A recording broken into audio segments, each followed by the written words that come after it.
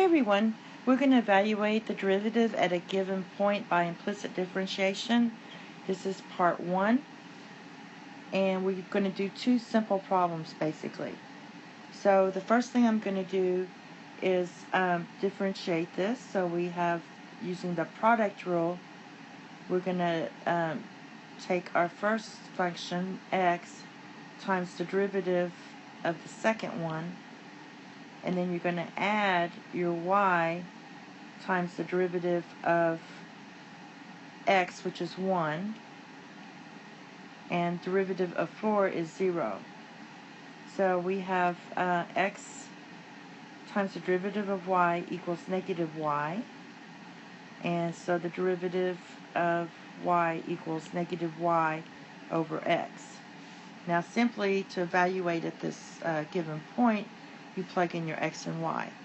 So this would be the derivative at this point would be negative 1 over, let's see, what's my point? These should both be negative.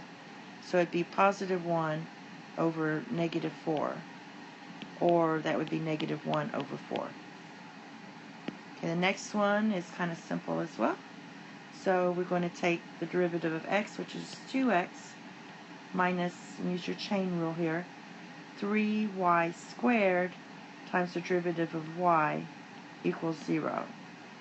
So we have 2x equals 3y squared times the derivative of y.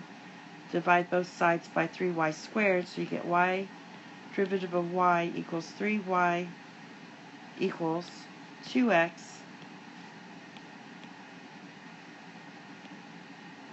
over 3y squared. Plugging in 1, you're going to get 2 over 3.